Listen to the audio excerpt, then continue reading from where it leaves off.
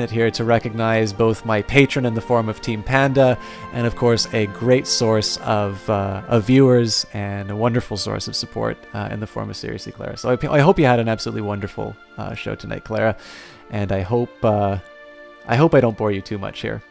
At the very least, I'll just kind of keep talking, and even if what I say is a bunch of nonsense, it'll be nice sounding nonsense, I hope. All right, let me catch up with chat, guys. All right, so we've got donations again. Thank you very much. Thank you very much for the donation again, Wedgie. Again, completely unnecessary, but oh, Bijou Squishy, thank you so much for following.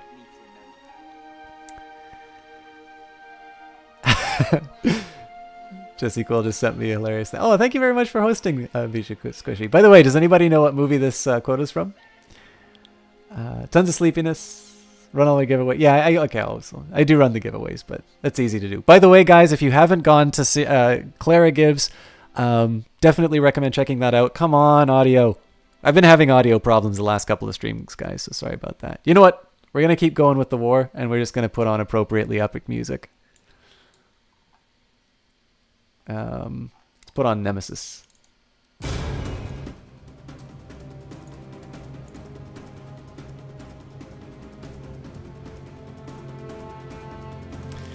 Thank you, Clara. I don't have any bots, so Clara's doing some work here. Oh, you know what? We got to turn this volume up a little bit. We're deciding the fate of the Holy Roman Empire. Can you hear it in the soundtrack? All right, you know what? Let's play some games. My liege, my mission to Dijon has so far been a success. During my visit to the court of Duke Theodoric of Burgundy, I seem to have managed to make him understand what a benevolent and peaceful ruler you really are, and he sends his regards. Your humbler Chancellor, Count Peter. Perfect. Alright, we're in big trouble now. So, they're moving on Monteferro, which means that this unit's going to get crushed. So we do something kind of scumbaggy, and we disband these units before they can engage. So, this actually is a very old technique, but a very successful one, used as far back as we can think about the American Revolution and trying to dodge the well-formed British units. In this case here, we're trying to avoid engagement until we're strong enough to handle it. Right now, we've only got 4,982 troops. You can see that their combined forces are enough to clobber us. So what we're trying to do is to keep them from combining as much as we can. Now, whether or not we actually succeed is another matter. My Emperor, I'm pleased to report that the majority of the population in Plauen has been converted to the Catholic faith. Alright, so let's just take a look if I'm...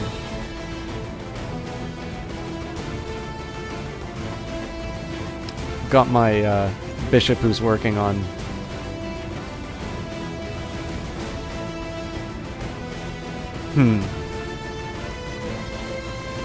I think we'll just let the bishop do what he's doing at the moment.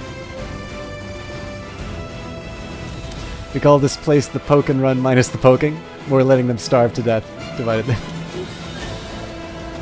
Isn't it though, seriously? Normally I use this stuff for, I usually use this stuff for, Kerbal Space Program, but... Oh god. Okay, these guys have got a... But yeah, in any case here, so what we're trying to do is take advantage of their... sort of... take advantage of their divided forces, and unfortunately it looks like they've caught on to what we're trying to do. So I think what we'll do here instead is...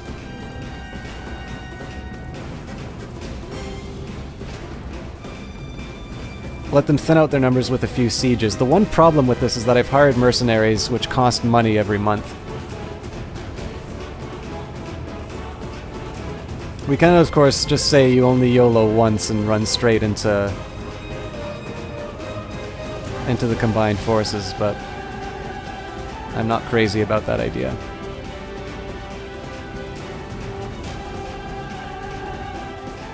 Blockade all trade routes and starve them out? Unfortunately, it's a rebellion. Okay, you know what? These numbers are not that bad, actually. If I combine... Okay, so again, what we're doing here is... I had to suppress a lot of my Italian units, but now that they're all in one place, they're no longer doing this... Basically, originally they had me in a divided position, so now I'm able to take advantage of this and move my people into place. So what's going to be happening here is they're going to be laying siege to this area. In the meantime, I'm going to be sort of building up my numbers. In fact, I can actually bring 64 units down here. So when they lay siege to this province, they're actually going to be...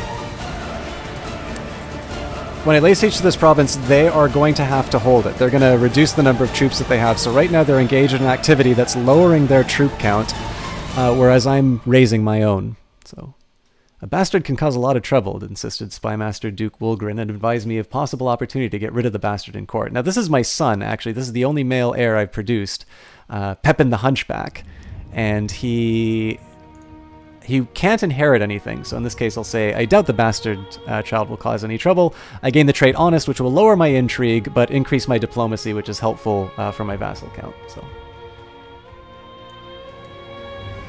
yes, yep, guerrilla warfare. You don't know what you're looking at, but it looks cool and the music is good. Thank you very much, Weeble Girl. This is 2 Steps from Hell, and the game is Crusader Kings 2.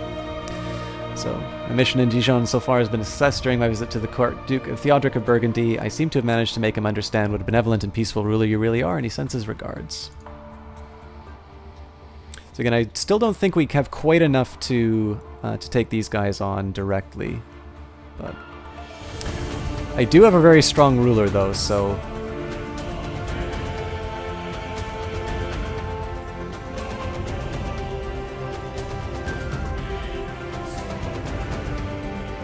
The one thing that I could do to seal this for sure would be to hire another unit of mercenaries, but I would need extra money for that, and that would mean that I would need to expel the Jewry.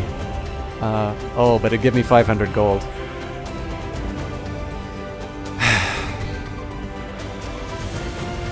Alright, well, you've decided to expel all Jews from your realm. After the guards round up the Jewry, they are forced to depart in yet another large exodus from the lands more friendly to their kind. They are allowed to keep many of their belongings, but you confiscate much of their gold, which shall go to the crown. So, this is a very unfortunate reality of history, of course, is that being the wrong religion can have some negative effects on your property rights.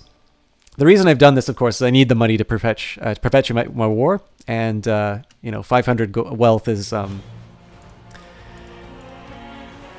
no trivial amount, and I am definitely losing this war. So, the drawback, though, is maybe an observation of history that goes a little underappreciated, which is, if you consider intolerant societies, are they moving on? Okay, they're moving to Saluzzo, which means they're possibly coming after me. This is over if they catch up with me, so... Actually, and this is the wrong way to go. I gotta go up to Savoy. So we'll combine these here, and we'll move out and around. So, if you are the kind of society that will expel people for being the wrong religion, what this means is you're going to miss out on the brightest and best, potentially. So no one demographic is going to have all the best ideas. And so what you'll see historically is when you look at places like the Dutch Republic, or when you look at, let's say, the British Empire after... I mean, I know that empire isn't necessarily that... It's not exactly what you think of when you think of a very progressive outlook in the world. But if you think of these places that do kind of bring a respect for, you know, for the individual, are relatively tolerant, maybe the better example would be to consider the negative case, which would be, you know, Germany in, you know, a position of a considerable amount of power, you know, very sort of famous for its industriousness and its work ethic, but has a great deal of intolerance around the 1940s. And of course, the United States, which has, you know, progressive immigration policies and one that is willing to bring in people and be more accepting of their differences, is able to attract all of these people who are removed from Germany, people like Einstein and Gödel. And so this is actually modeled in the game, intentionally or not. By expelling the Jewry, I'm never going to be able to bring them back in the life of this character, and he's relatively young. I mean, he's 39. So in this case here, it's possible that my realm is going to atrophy in terms of its ability to engage in science and research. It's going to cost me in the technology tree, where my points, in, where I improve things like my military, falls, because, again, I've said that because you have the wrong religion and because we want your money, we don't like the fact that you lend money to people. What this is going to translate to is stagnation. And this is what happens. In fact, a very interesting fact about IBM is that their hiring practices tend to predate civil rights legislation. So in this case, they don't particularly care if you prefer men more than women or women more than men. They don't necessarily care about the color of your skin. And very famously, I think it's Thomas Watson, the founder, said, if our competitors are willing to pass up the best employees, we're happy to buy them, hire them. So it's it's an unfortunate thing. I definitely need to explain why I just took the sons of Abraham and turfed them, but it's a neat little perspective of history that you can get from this game. So.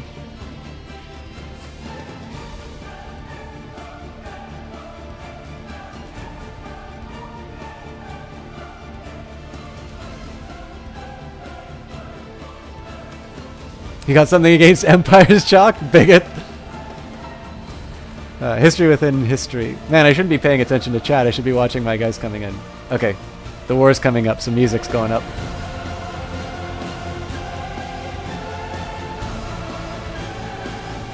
So I believe these guys are actually fighting another war as well. All of the other realms have sort of seen that there's unrest. And so as a consequence... Oh, come on, move.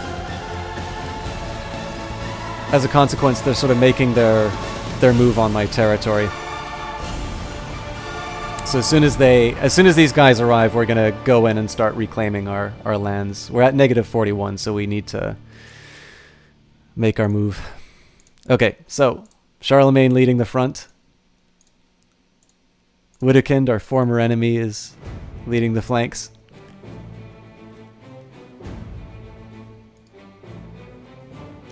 Have a great night, Elpo. And because we have the numbers, there's a differential equation known as Linchester's laws.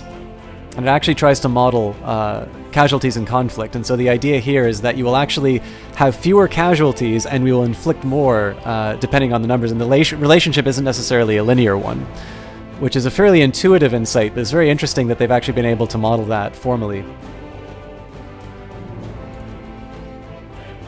Try something a little more appropriate. So you don't get to control that much in terms of music. In this case, they're in the mountains, so they get a defensive bonus, but you'll see that their morale is crumbling because in the end they're facing up against stronger enemies. Now, for some reason, my commander, like myself, is actually on the left flank, but we're going to decimate them here. Widukind seems to be holding the center, so we're doing okay. Apparently, while I'm in the middle of a war, my wife became pregnant. So in this case, we've certainly won this one, and the question here is whether or not I'm going to be able to claim my territory back in time.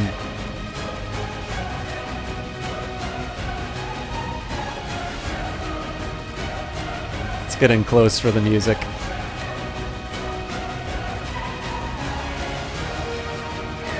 Okay, right's broken, center's broken, and we've won the fight.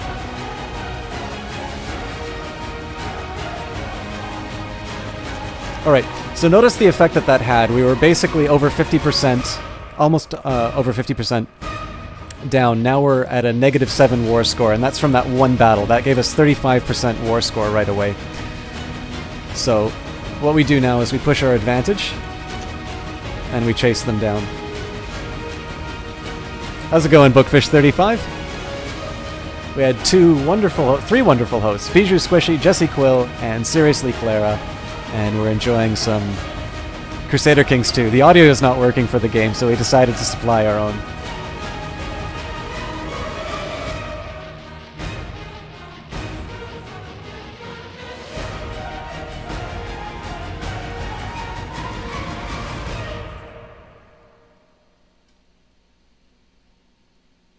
All right.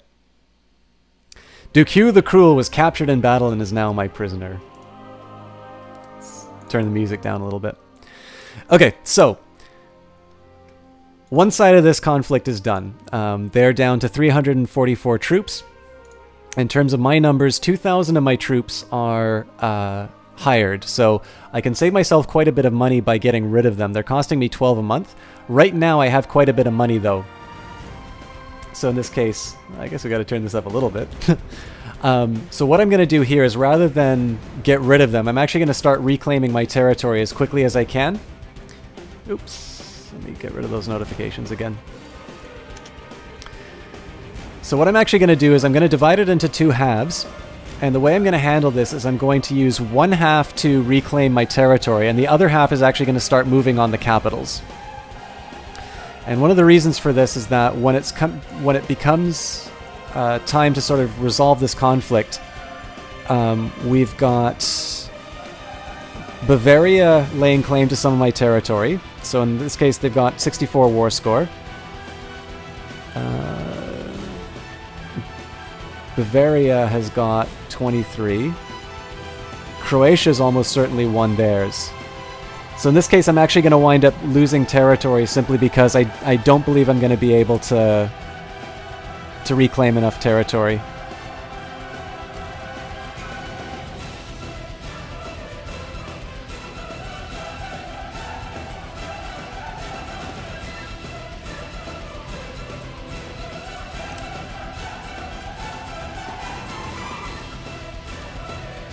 Yeah, Yip has it right.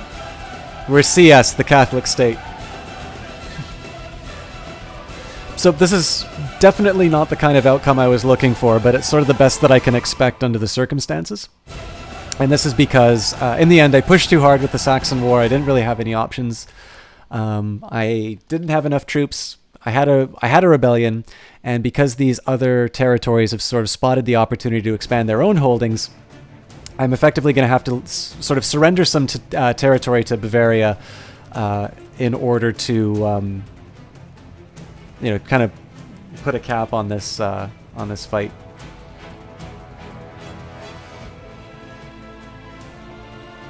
But in the end, my plan with that will be just to eventually turn on Bavaria and attack them. So.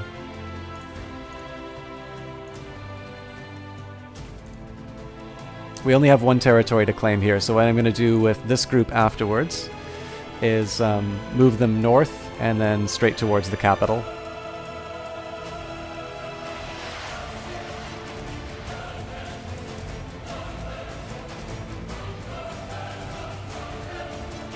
Alright, Raiders. I've been busy focusing on my military endeavors. Haven't quite been giving you the attention that you deserve. So, does anybody have any questions about this game? Other than, why are you playing this? It's so boring. Questions about me? Questions about Team Panda? Or just generally, how are you doing tonight? There's actually quite a few of you who've stayed, so it's absolutely wonderful that you guys have decided to do so. I say that as I see like 5 people drop. No, but how are you guys doing tonight?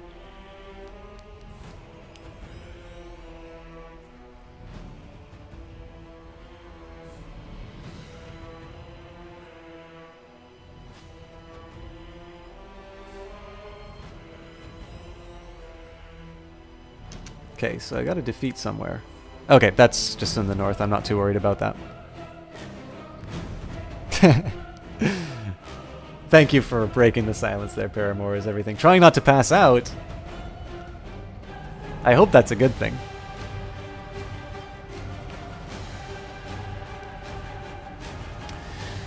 So one thing that I need to consider as far as... So I don't necessarily always like talking about the mechanics of this game, but sometimes it's the only option that you have. If you want to win a war quickly, you take the individual holdings of your enemy. So going to the capital is sort of the plan here. I'm curious, can I support? Yeah, they can support 9,000 troops. So in this case, taking their personal holdings will hurt them more than taking, let's say, a vassal's. So the Duchy of Almania is not actually a holding that I can take. It's more of a collection of titles. But if I take Schwaben, Ulm, or Fürstenberg, think Ulm is a city, isn't it? Nope, it's a county. So here, here, or here. So these three little areas will do the most impact on the war score. Again, looking at his other wars, Croatia wants Crane.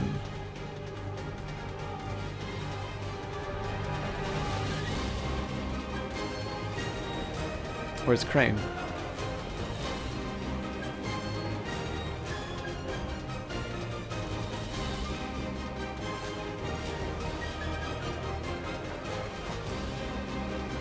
Okay, so it's this area here. I mean, could be worse. It's just one county that I'm losing, but in the end, it's land that I had at the beginning that I'm now losing. Oh, cool. You remember playing Civ with your family and getting really pissed off because Dad would cheat with your little sister? Yip's doing all right. Waiting for a DreamHack in Europe to start. A few minutes. StarCraft 2 tourney. Oh, cool. I do actually have StarCraft. I just haven't played a whole lot of it. Paramore is everything. What kind of wine? What are we celebrating? Thanksgiving. Belated Thanksgiving.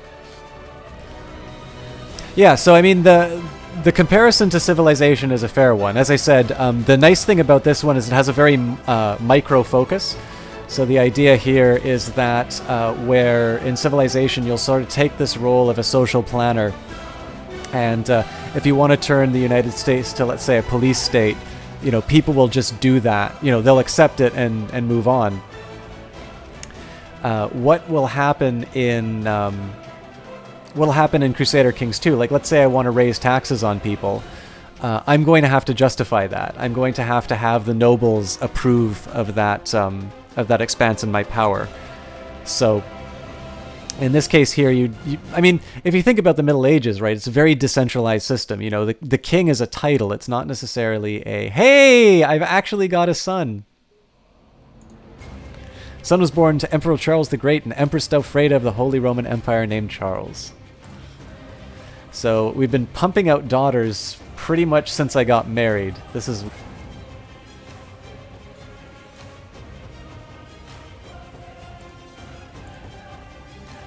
Alright, and I'm going to start reclaiming some territory.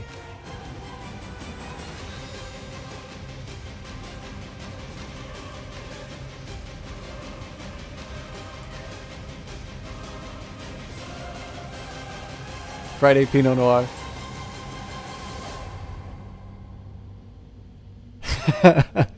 Oh, that's a wonderful book. We're actually talking about the relative tolerance of the Dutch Republic and how it contributed to the success of the golden age of the Dutch Empire.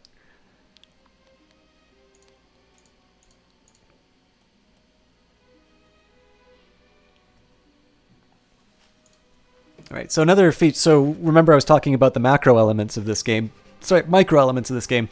One thing that I can do here, because I know my daughter is never going to inherit the crown, what I can use is her education, sort of this prestigious position of teaching a member of the royal family.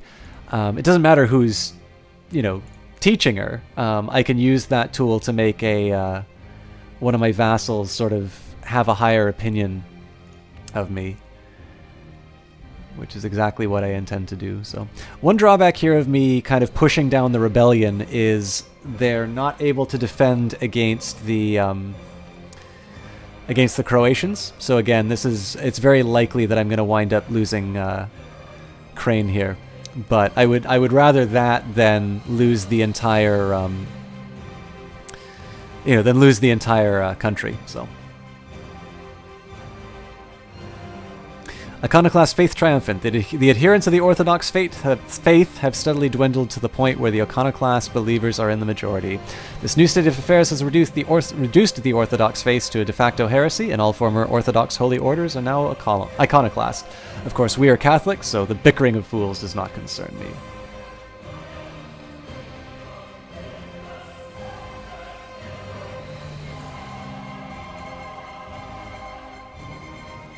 Alright, so I think the right path here, the constant surges of adrenaline increase my heart rate and makes me wary. It's not fun being as angry as it used to be. I should take it easier. So I lose the trait Wrath. And I think what I'm going to do here is just start moving into the southern areas.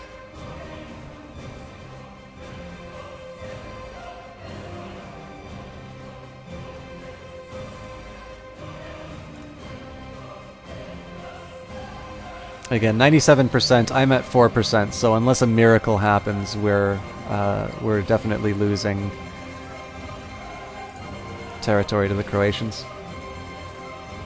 Kite, how the hell are you doing tonight? Guys, Kite is another member of Team Panda. You know, I obviously spent quite a bit of time talking about the virtues of Team Panda, but it's always nice to talk about the individual reasons why these casters are worth watching.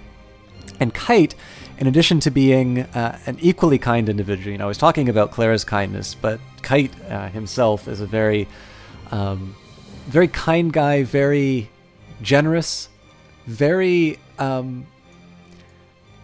very supportive. Like he's somebody who you have to feel a little bit bad about yourself when you find out somebody's that nice. You know, you think you're a nice person, and then you meet somebody like Kite. But in addition to his great personality traits, he actually has a really wonderful stream. Okay, this is a wonderful opportunity here. I'm gonna pause because I want to finish talking about Kite, and then we can see the game event that's going to be coming here. The really wonderful thing about Kite is that you will have sort of co-casts on Twitch, and sometimes there's success, sometimes it's a little bit mixed and you're not quite sure where things are going, and then sometimes it just turns to like two guys having fun, which is kind of fun in its own way, but you know, sometimes maybe doesn't quite fit the ideal of entertainment. Now, the really wonderful thing about Kite's channel is, in addition to his talents as a caster on his own, I think he's one of the few people who can get co-casts, you know, with somebody not in the same room as him. I mean, I hope you guys have seen Clara stream with W Shan, because W Shan is an amazing caster himself, but the two of them combined is it's almost too much for Twitch. There really is nothing else you can be watching when those two are together. But Kite has seemed to have found the magic formula to make a cast with somebody else just turn into magic. And I think that's a little bit of a testament to his open and his very warm personality. He can really cast with anybody and make them a better caster. So he's somebody who, again, I can't say enough about his individual personality. He's such a magnificent human being, but he's somebody who's also a very gifted caster, and specifically a caster who brings out the best in people. So if you guys are, I mean, you guys have already been incredibly generous with your follows tonight, but if you're looking for some more people to follow, I think Kite is a really great guy to follow as well. All right, to the Rafish Road, Charles. May you live in harmony and contentment. We propose that Prince Anthemios of the Byzantine Empire and Amandrew Carling marry. Now, she's a bastard, so I don't actually know if this creates an alliance between our two families. There is actually only one way to create an alliance in this game, and that's through marriage. So, by the way, you'll notice even though we are currently kicking the rebellion's ass, we're actually losing war score, and this is because they hold all of their territory, while we actually have lost some of ours to them. So we're going to remedy that by taking the capitals, but it's going to be some work.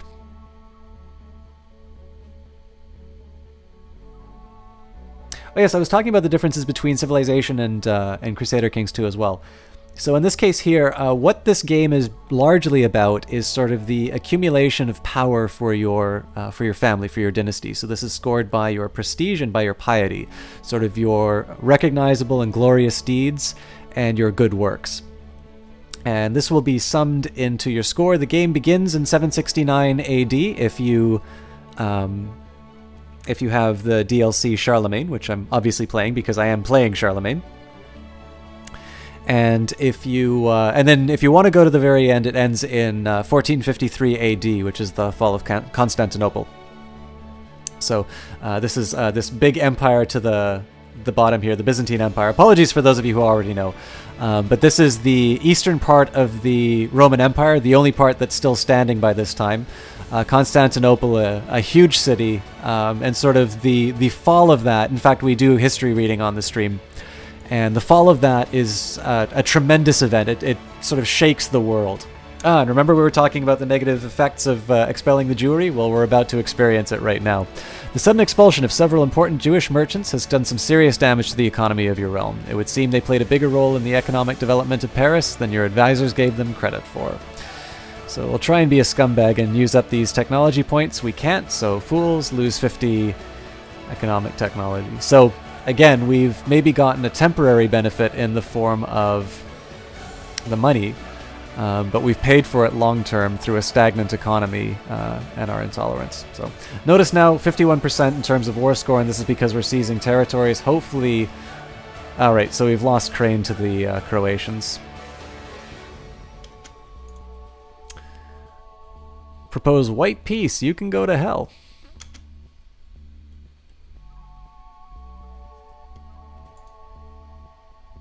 Alright, so Ulm is doing a fairly good job of defending itself. I think what we'll do here is we'll let one of these sieges run out, and then we'll move one of these units to deal with this stack over here.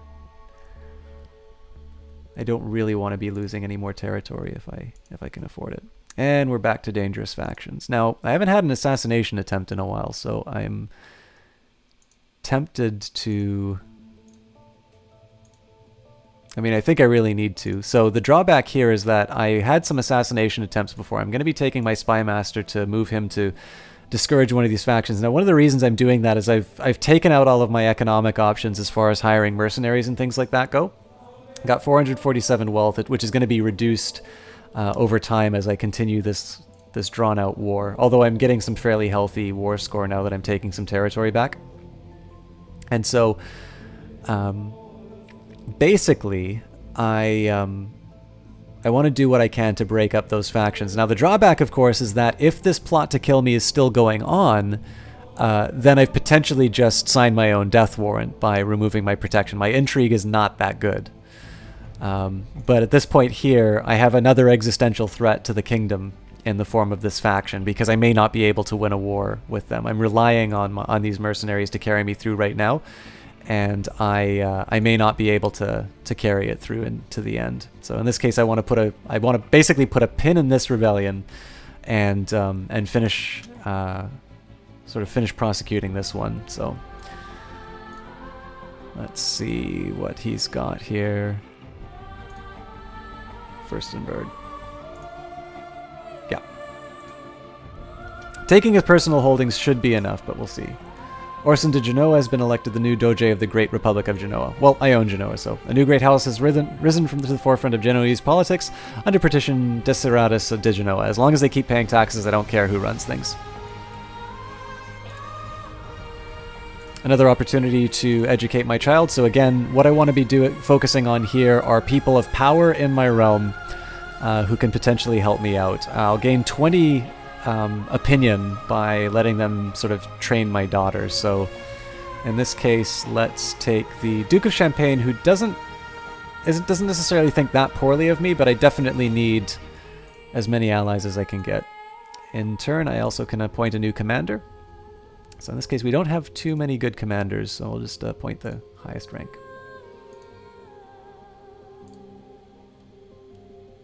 As long as I lead an army, plots won't fire. That's great to know, Strapping Old Lad. Thanks for sharing that, actually. So it actually means that I was wasting my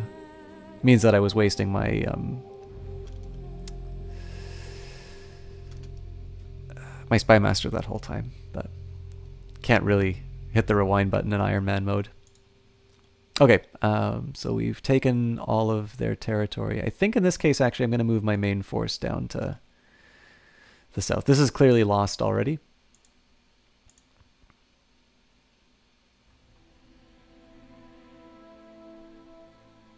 Yeah, Bookfish 35. It's only because I've got, I think I've got a loose connection on my USB, so it sometimes causes my headphones to unplug, which translates into the music being lost. So in this case, rather than reset the stream in sort of the middle of a fight, I decided that it'd maybe be better to just put on some overly dramatic music. So I should be... assigning the right people to these roles. Again, auto balance. Any one of these, oh, 2 ships passing in the night. We really need to finish them, so they're heading to Schwiz. Then we'll head back to take Saluzzo.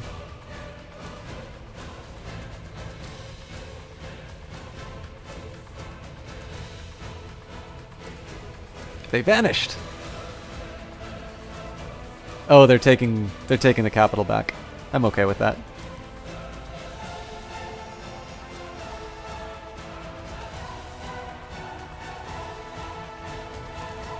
I'm curious how many wars they're fighting.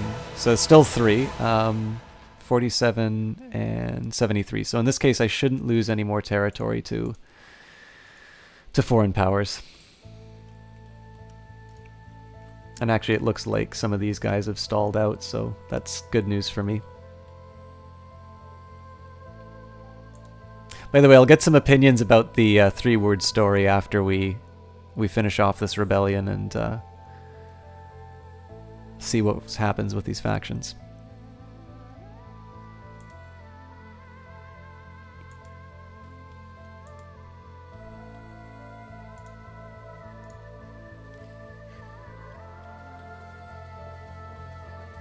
We're doing okay on war score again. We're going to need to get the full 100% before they will accept a surrender, but I'm no longer in any worry about losing any more of my territory.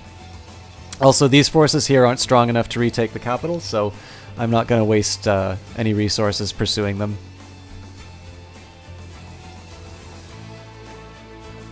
In fact, I'd argue I could probably disband the mercenaries at this point, but I don't want to... to the heroic Emperor Charles, peace be with you, we request that you honor your obligation and answer this call to arms against... so in this case, I lose 25 prestige if I decline. I will accept, but I won't actually commit troops to this.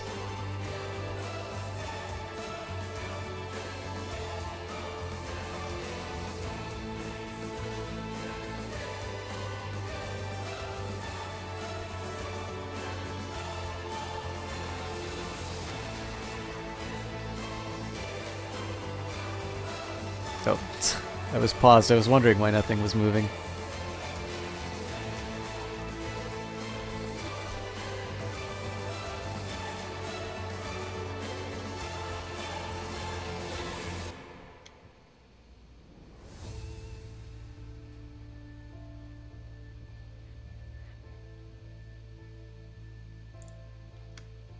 Oh, 99%, for God's sake.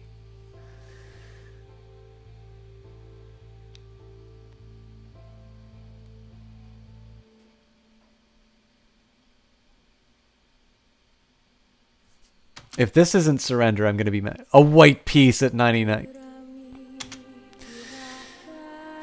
I wish I could execute this guy just for being a dink.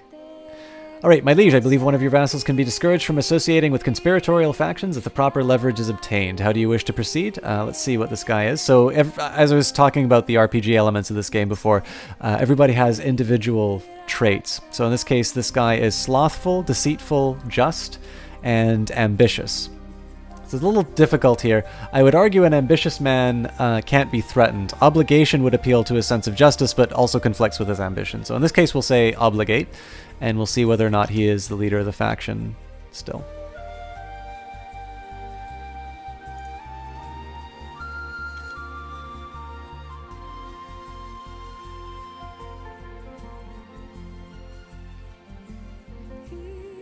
Honored Emperor, thank you for reminding me of my duties and obligations as your vassal. You are right, of course. For the foreseeable future, you have my promise not to support factions conspiring against you. So I think it's the wrong guy. Yeah, that's not the guy who I wanted to abandon the factions, unfortunately. Uh-oh, what's that face for, Clara? I will be reading the 3-word story.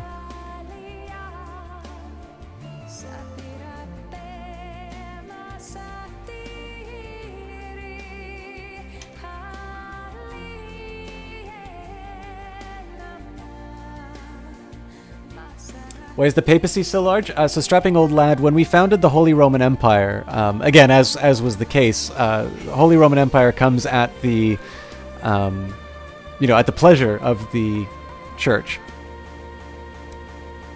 Them audio problems, though. As long as my mic's still working, I can keep pushing on. Just give me a second, guys. Actually, the mic's gonna go away for a sec.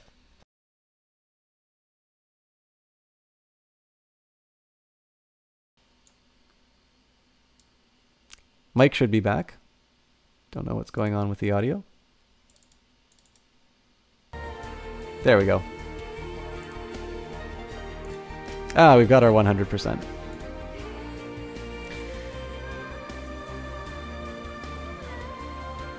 Alright, well, Kingdom's not looking great, but it's better than nothing.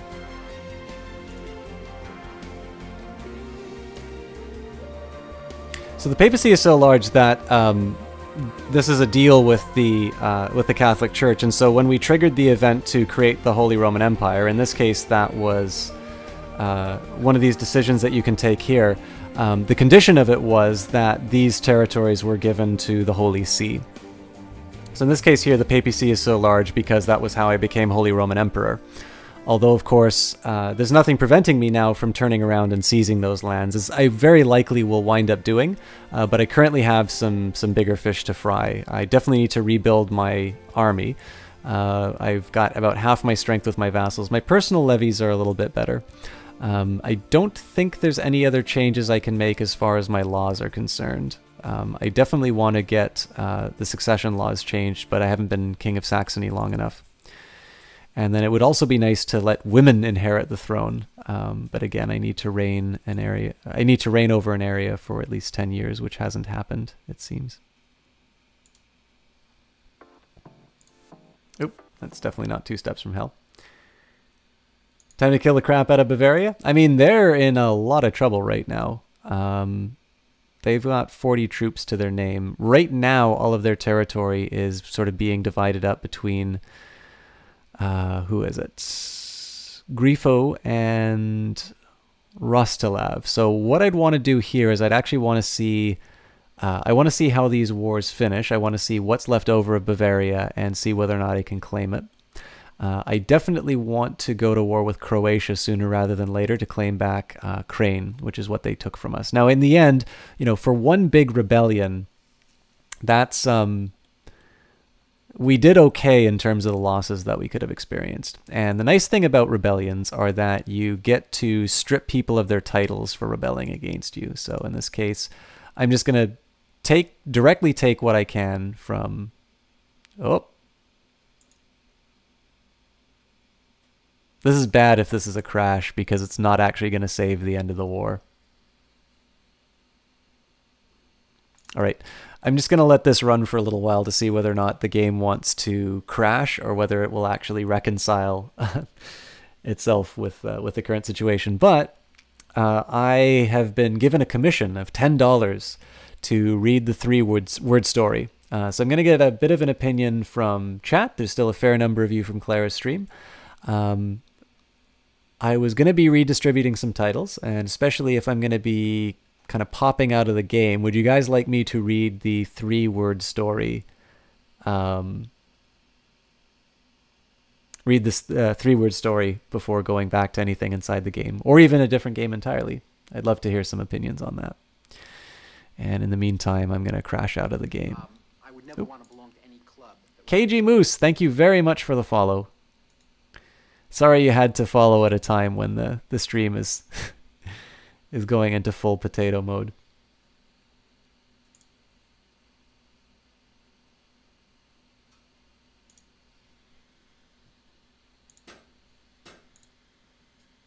Should have never sent the spy master out. Yeah, it was assassination on his data center. All right, guys.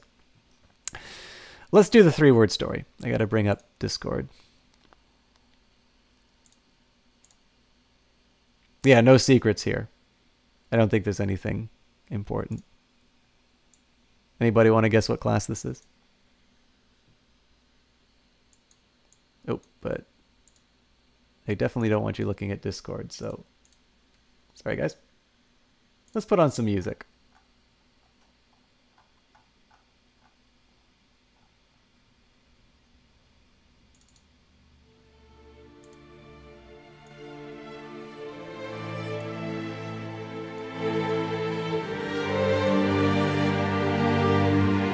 Do you get to choose the tone? Yeah, sure, you can choose the tone. I was going to put on appropriate mood music as well, so...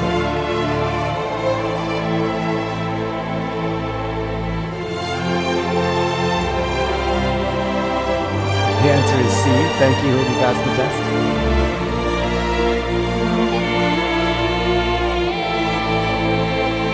Oh, come on, Sir Wedgie. I'm going to be reading your three-word story for you. I can't have you leave now. You paid $10 for this, my friend. Okay, you can, if you want to straw poll it, go ahead. But I definitely want to get this done quickly so that Wedgie can at least enjoy a part of it. Thank you very much, everything. Again, the band's name is Two Steps From Hell.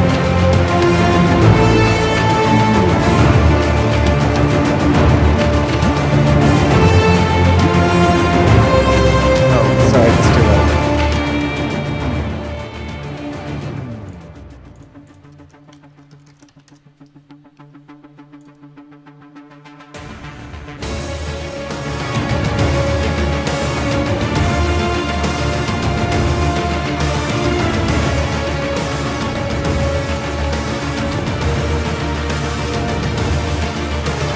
Wow, that's a lot of messages.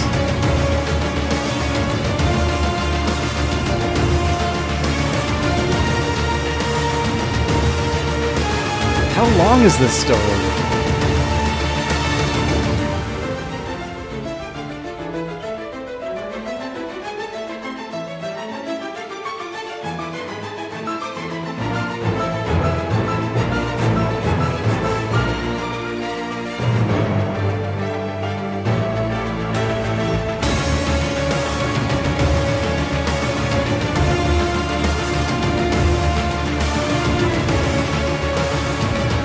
Where do you want me to start then?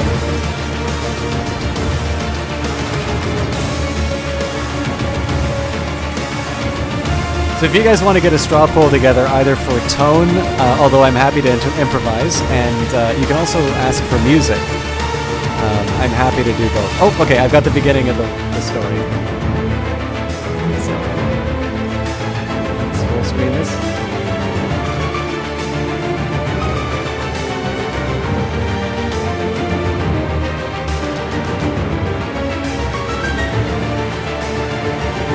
Okay, got 1 minute left on this song, and then we'll do the music.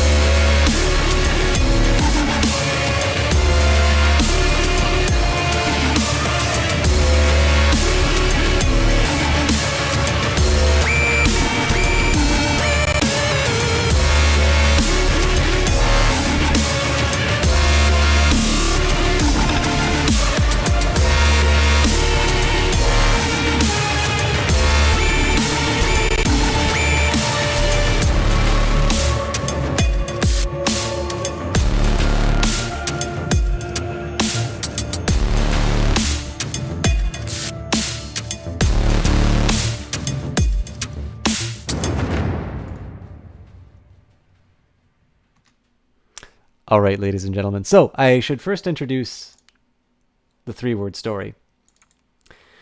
So what this is a program called Discord. For those of you who are not familiar with it, it's actually a really great little tool. I guess comparable to Slack, but I'm actually finding it a little bit more helpful, especially because in my own case, I haven't really found a good solution for voice chat with some of my friends during co-op games. And I think that Discord is actually going to do the trick. So in Seriously Claire's Discord, which is probably one of the most active that I'm involved with, and certainly one of the most fun, and I get to say that, of course, because you're all here, there is a three-word story, which is a carryover from her forums. And basically the idea here is that you will contribute to the story. You can contribute 3 words at a time, and anybody can do it. So the one thing that tends to happen is that you get these long run-on sentences because nobody wants to commit to a direction. But when somebody does, you usually wind up with a little bit of, you wind up with a bit of fun. So what I'm going to do here is just get some appropriately neutral music, and we will see where this goes. Oh, 1 sec. Okay. Claret, you're the patron, so you gotta tell me when you're back. So in the meantime, I guess we'll do we'll hype it up a little bit.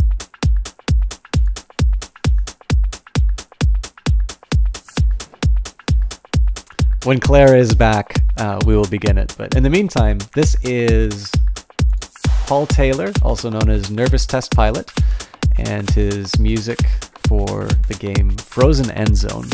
Oh, sorry, it's actually called Frozen Cortex now. It's absolutely fantastic game.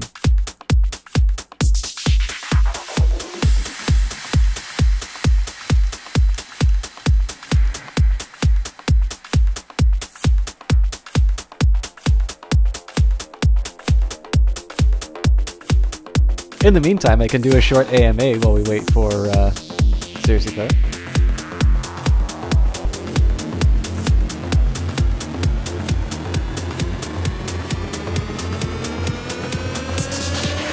Sorry, Wedgie, I know you want to go to bed.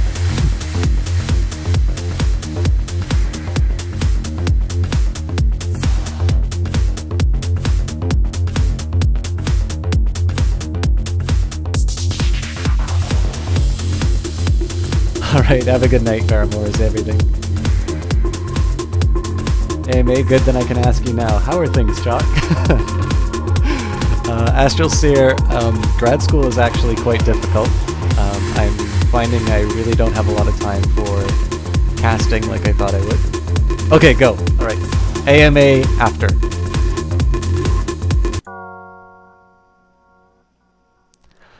Once there was a man in a tan coat with a dog that smelled like strawberries.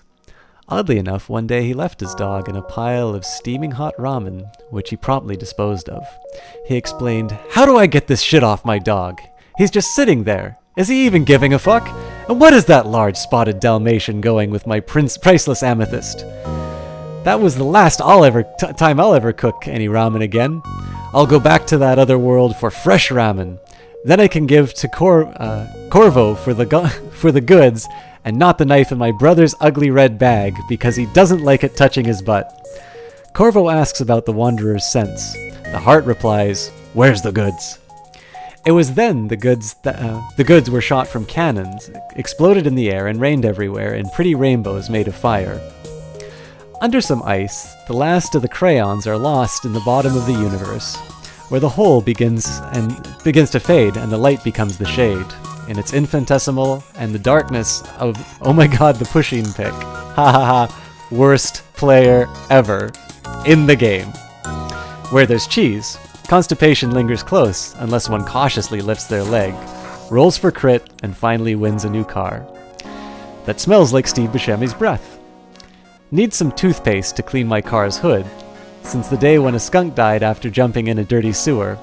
However, inside was a humongous turnip that ate a really big dick tater, whose name was Dick, the Tater, who ruled over many a plump yet surprisingly agile clumsy circus clowns that broke their toilets under duress, impressing the many hot naked grills. Licked a large but odd color elephant dancing to the disco under the high juxtaposition of one funny story that began with the word birthing, out of an email sent by the panda in space who was sleepy because he took some drugs to keep Frankie mites away, and to sleep in a pile of hay, which was itchy but comfy at the same time. Suddenly a poodle poked his fluffy sock puppet out of his wallet, because that's where the monkeys are. They feed on the lost souls of buck-toothed perverts where they lie on a dirty carpet, filled with spiders that tickle your bum, and with sticks and sharp toothpicks that feel like the most fabulous thing you will ever fucking feel. Meanwhile, in the cave full of flapping fruit bats, there were crystals of the most amazing thing you will ever see. Poke them with your pinky finger and explode with happiness. Unless you poke it more and more, it explodes before you know, poof it goes, and the bats won't stop calling me their father, because I bring happiness to them.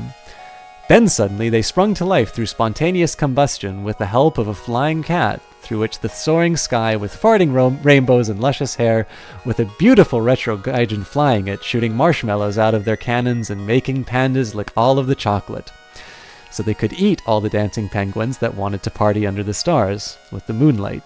But sadly they ate too much and ended up in the hospital, due to all the double-double dancing they endured at the wedding. Before they all blew their paycheck on fast food and Steam sales, and now they have to ask for a loan to buy donuts for a cookout. Weebro, thank you very much for the host. To buy donuts for the for a cookout with sexy wizards and crazy warlocks and lusty seagulls and bikinis with scaly tail knobs and ravioli hands with bow ties that don't fit around their heads, so they need a good exorcism to get rid of those pesky rainbow farts, to feel like themselves and not feel like they just pooped on everything for the past 69 days, and try to gather all of their overdue pawn tickets and cash them into Phil's wedding for the loot, which had many diamonds and coins made of chocolate that were all just expensive laxatives. I would never want to belong to any club. Thank you, Mandabar. And now they just want a new dog for a roommate. They can party with the neighbors until dawn. Justice finally premieres into the light of the sun, where Mars was cast into shadows and disappeared from existence. Bloody Phil. How could you be the one who I would love until the end? Until the end. This changes the thing I said about a year ago when you said you loved her. How could you break my heart, you douche? I kept that photo for the memories of being naked in front of your mom that I kept hidden from you when you went out. Yeah, you thought I wasn't your type like that, but you loved my big green pickle because it is salty and sweet and full of vitamin D. But I guess you didn't want that kind of you didn't want that kind of crazy hot sex. You were just in love with another girl. Why? You're my dog. Where'd the music go?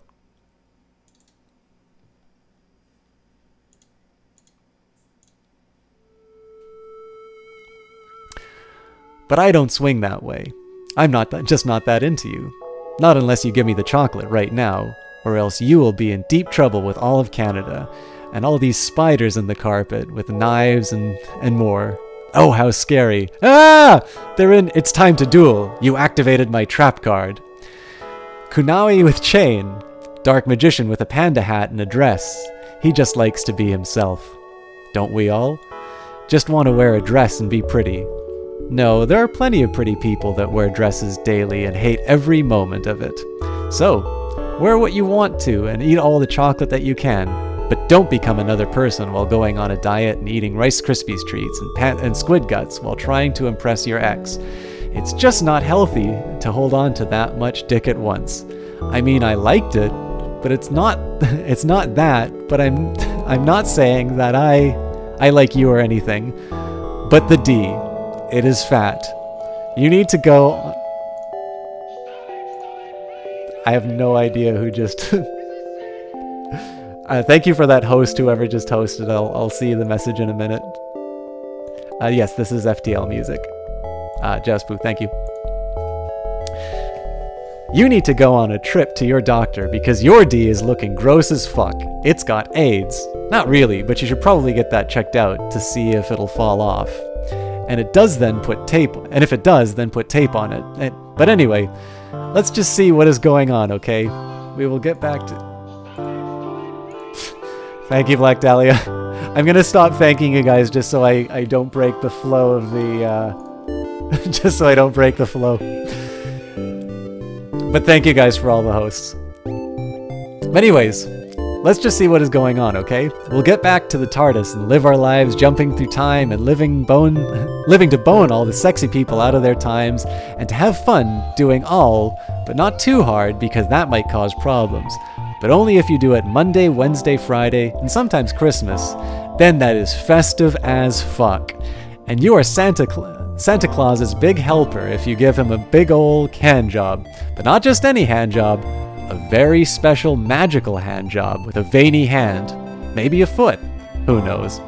It could just be the best time to get swole and get back to the future, Marty. We're going on a Bill Nye's Wild Magic Carpet ride because the DeLorean ain't swag enough, and I'm too old for this. Yet we keep doing this, like this is more like when I hit that guy and he said, "Can't touch this." But then he touched it, and that's my fetish. So we went on a date in the TARDIS, and it was great. Then we did the horizontal tango and the time warp. Then he died.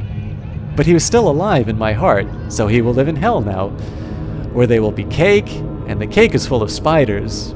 Burn everything up, except the spiders. This poses a fun situation where the spiders are my friends and soft and fuzzy and love hugs, but they can see why kids hate them so much because they aren't real. Wow, that's rude. They don't eat more than usual because the queen of spiders can cook really well. But also don't use Are you guys trying to tell me something with the hosts? Well, also, it doesn't use the cinnamon. She uses the bodies of her enemies and laughs at the evil Ginrapnathakon while she cooks his freshly severed meat on a stick. Then she seasons it with the tears of Tekmaladasharat the Mad. She is pretty and cute, patient except when she's doing taxes.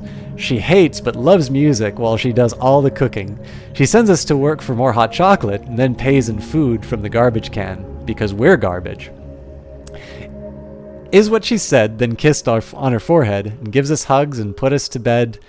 And inside the cardboard box, not just any, it was filled with spider radiation and unicorns that granted wishes that to whoever you wished for, you could get anything except lottery tickets. We wished for, but I wished for dancing pandas and chocolate fountains and a worthy bamboo stick for stirring cake batter because it tastes like victory.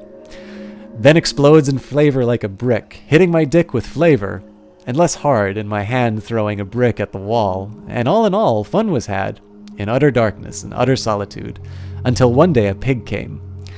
Its name was Lord Henry Johnson. He had a beautiful garden which contained thriving population of TF2 medics who cuddled all the pink fluffy unicorns when suddenly a pie flew into the arms of a hairy gorilla who was surfing on muddy waves of gravy sauce while consuming a chocolate cake with vanilla ice cream, sitting on a cute mushroom chair while thinking of how to take the last piece of lemon pie that is rumored to be the pie of legends.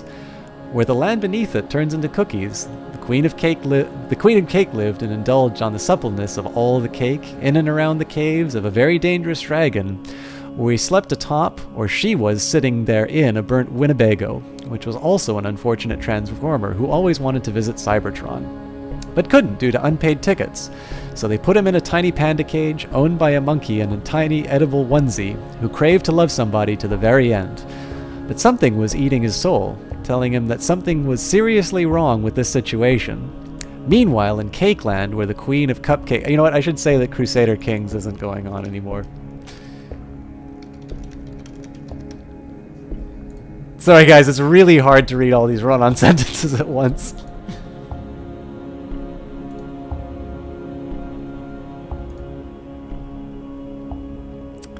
Alright. Eating at his soul, telling them something was seriously wrong with this situation. Meanwhile, in Cakeland, where the Queen of Cupcakes lived and breathed interpretive dance while it rained in torrents, nobody cared if it was Taco Tuesday, because everything was paid for by the mother who drinks wine from her fancy glass while wearing a tutu and dancing. But she wanted to drink the holy water instead, to gain the salty taste of Cinnamon Toast Crunch to gain the salty taste out of Cinnamon Toast Crunch out of her mouth. Because she hates salty ball juice, and then the Fire Nation attacked to get our potatoes and pandas, so we called the Twitch police, who could only stop a few ruffians from stealing our dank memes. And all the fresh Lucky Charms were eaten hastily by the legendary Golder Cyan Panda, whose only goal was to make fat cash by selling tears of dolphins who lacked the general knowledge of the chocolate underwater cavern that gave the panda spider powers and really bad gas, which caused it to fart lots of marshmallows out of its belly button to keep from being a pleb, because all of the random dance parties at Twitch conventions, where we have lots of pizza, but it's not fun without your besties and your mother because a court ordered her not to pick her nose, so I cut off her fingers. So I was grounded for 3 Gubenfrancs. Those are what humans call Stubblesprocks? I don't know. If you've ever had a pet, but I think unicorns would be more awesome than a sad penguin. Being alone and full of angst, wanted to do his house chores to impress the sexy goblin that danced in the pale moonlight with the lion who wore such tiny boots that were possibly too small for the little guy. But then she said hello. Suddenly an orange appeared out of nowhere and landed on top of an unsuspecting but big rock that slowly rolled over onto the big beautiful man-child. Something wasn't right with the way his cold hands, and they turned into flippers, so he began to masturbate furiously and got blisters on his dick, which unfortunately turned to dust after hours of continuous fapping to hentai. Luckily, a magical, maniacal ferryman took pity and waved his magical rod aloft and granted 3 wishes. The first wish was he cannot get blisters. The second wish, to be a girl, with a pretty bouncy bosom that she could flaunt with all, well, it's actually bosom, but big bouncy bosom that could flaunt all the grills in the land, without judgment of the mighty queen, Clara, who is truly a flying red panda with amazing magical powers, and a heart full of gold with a sword that her father gave to her to keep from getting slain by the evil minions that gave her powers to turn metal into cheese. Flavored pasta people, so they could get really fat while singing to Shake It Off because the take on me. So I tried to forget about the final countdown of the last starfighter, who was forgotten about until Ninja Sex Party. He was the unicorn wizard, flying through the galaxy on shooting stars to get to space camp in space, where the aliens masturbated furiously to food porn on the unicorn wizard's mom, which looked like Bailey J wearing a thong in a bathtub full of dongers, where that's my fetish. By the way, we still have one wish left, guys. Maybe somebody can add that in all the comments down below. His mom thought that the sound of fapping was him playing the drums, so she danced to the music, and furious masturbation in the kitchen. Then Unicorn Wizard used a spell, joined in with butt sex, to make more Unicorn Wizards to save his dying marshmallow pet, which had a stick up its ass which caused a lot of pain. A space lot, by the way, that's 4 words. It was also satisfying in many unspeakable ways. Then something else happened. It was surprising to say that the caged panda was angry and roaming about its starship bridge. It appeared to be boring. That's why it was wondering to make a house out of pancakes. After that, it would plant monkey trees to grow monkeys for their evil plan to conquer the planet of chocolate, to get all the monkey from the king that hates all the red pandas that are freaking adorable because the cuteness is too strong. And the king ate a burger and sat there farting a lot, wonder what to eat next, because the pandas were stuffing their faces with bamboo, and out of nowhere a wild Mewtwo slaps their faces of all the dolphin people of Mars to get hugs from the pandas who wanted to climb trees to get bamboo, but they were too fat to scratch their backs or their butts. So then they had no time to find a butt scratcher made of fresh wood for good quality butt scratches. They're sold in white vans by the river where it is somewhat safe to scratch your butt. Unlike the other day when I accidentally fell over my butt scratching tool. Now that was buried under the sofa that I love so dearly with all my heart, but it tripped me when I could not eat my food. Calling ended October 34th. I haven't even hit November yet. Yeah, we're almost halfway basically. Without the presence of our Lord Helix fossil, who wasn't chosen by the other pandas because of his gross helix body, but he was still able to cuddle all day and make the bestest of pancakes that Jupiter has, rivers of syrup and mountains of frozen blood towering over all the prostrating masses of blood-sucking leeches, all named Jeff. They wanted their dicks sucked, but they were too Jeff. Jeff sucks. He sucks all of everything. He eventually got a Jeffectomy. It didn't look too good, and it hurt like hell because of all the pink mark it left on their faces, while they laughed about how stupid it looked, and then they died. And then the Queen of Spiders took her spiderlings out for dinner, and ate all the super spicy chicken that gave them all gas, and they were happily farting spiders. Until they shit. Stinky explosive poops and killed all of the fish in the pond, and it smelled, kinda like McDonald's. And wet dog, so they left, and traveled far away, and 10 years to get bagels because they tasted like apples, and they were 5 for 1 at the flea-infested taco shop in New Jersey. So they decided, fuck New Jersey, and left. So instead, they traveled to Japan, where a mysterious old manga factory lied to me about all the manga. It was bad. I wanted tacos right now, but the dog ate them all, and pooped out all the other spicy Mexican treats made in China by Indian children who ate vegan. Luckily, we ran away before they could tell prune juice in a bottle where you could open another land and ride dinosaurs every day. The unicorns play and the children bask in the river of blood where the unicorns drank every day. They gained powers of blood dragons and killed all the space dragoons, who strangely enough were not evil. They were all pink and fluffy and really kind and wanting to hug all the unicorns, and ran around the ranch where all the ranch dressing is found for the delicious fresh salads. The unicorns can prepare tonight's dinners with all the ranch dressing, but there wasn't any salad, so they licked a tree and got maple syrup full of sugary goodness. This, however, made them feel something. It was determination. To get the power key from the Cake King because they needed to get the treasure for the lost cheese. To get the other lost cheese and the key to the cheesy chest of destiny. And so for that, we need slightly different music.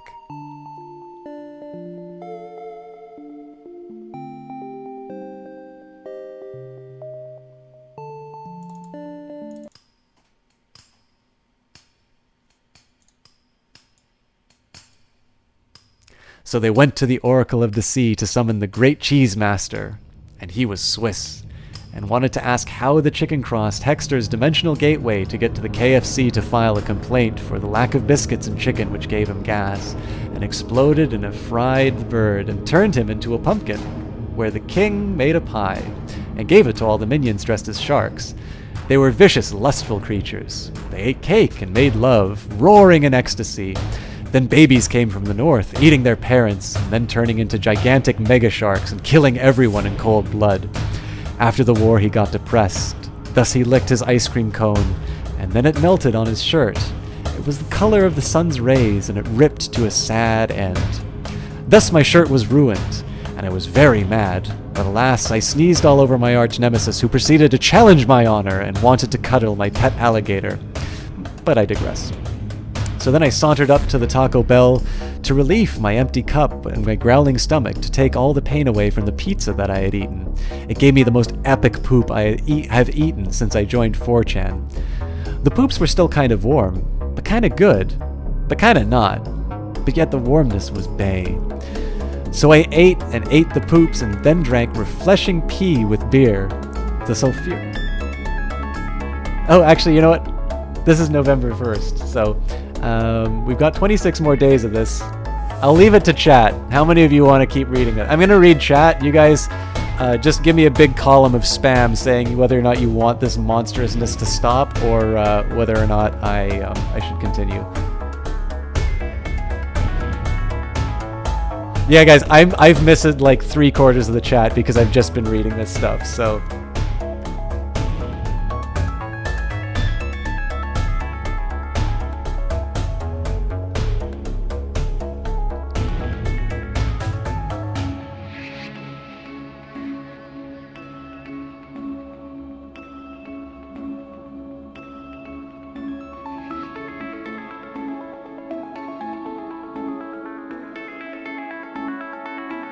Okay, I'm glad you guys are finding this so funny.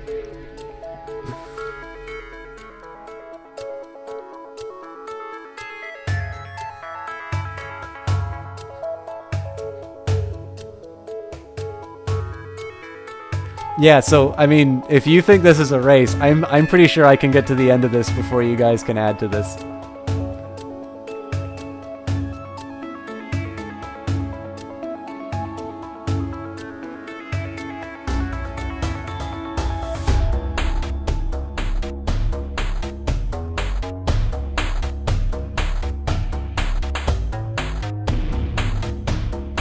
Okay, there's literally nobody has said don't read this, so... Challenge accepted, and you know what? The gloves are off, my friends. We're going to music that's a little bit more appropriate to a story of this scope. So get ready, folks. Strap in. I'm not going to be looking at chat, and we are going to go into full reading mode.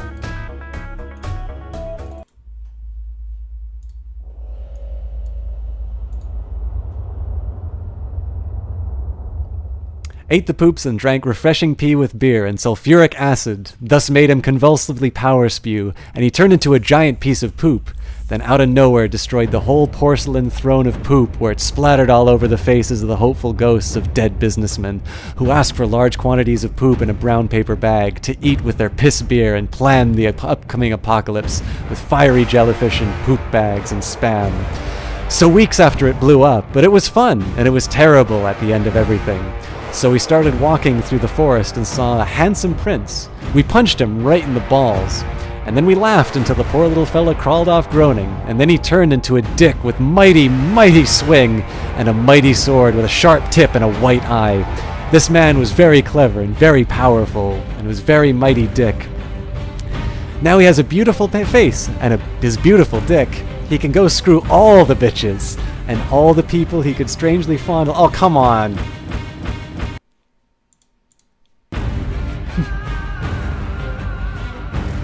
And all the people he could strangely fondle with his left testicle, which is important for the evil and greater good.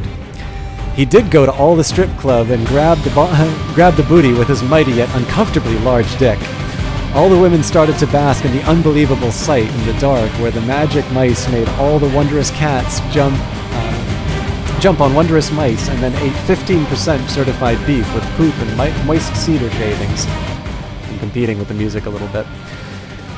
And it made the cats feel poopy because of the lack of laxatives in their favorite television show, where they were eating every night until they felt the laxatives were not working. So they took some real laxatives. So the bathroom was completely full with bottles of laxatives, and we took pictures of it and uploaded them to Instagram and to my live journal to all make MySpace jealous, to get them to become famous for all the laxative Foursquare peeps.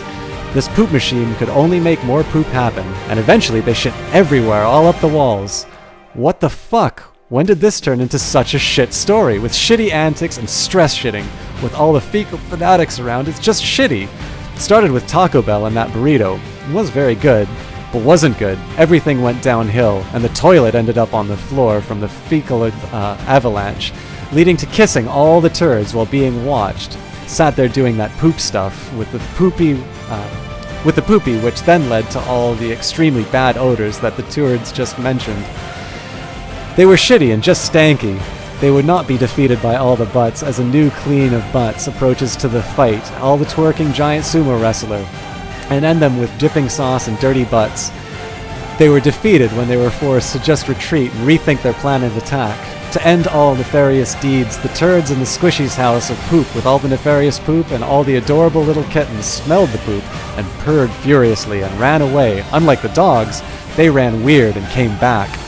But something was quite sniffingly weird. Upon brutally inserting the 2-inch brush deep within his nipple ring, he screamed for more tacos, and he felt rather dissatisfied, because the meat was carved delicately, and was not cooked. What a mess, he said angrily. All the tacos were infested by tiny little beetles that looked like poop, and it was given to King Midas to make tacos for everyone to eat. All you, King Midas said, the tacos are smelly and rotten and filled with rats. And beetles too then came to be purple people eaters, eating all the jellyfish eggs with ribs on the side of tacos, which were off luckily. They didn't rub the taco the wrong way. Like Obama did, he touched his super sweet chill on the inside and moaned. It wasn't quite enough. So they made crumpets by the pound and smelt delightful as a trash can from South London. It was horrible to witness such smell and pungent fumes. It literally killed me. It was creepy uncle. Why do you chastise me so? I can't help but smell otaku blood all over my sheets. I'm calling the police as soon as I get home from this ballet lesson. And you are really gonna love this when I type 3 words about poop and 3DS capture cards. And tacos as liquid diarrhea and piss for sauce spilt all over my pants. They were too far gone, so I had to turn them into a taco, munching Uber Gokai to obtain the Triforce. Any luck on it yet? I doubt it, so we will travel to the moon. That cool?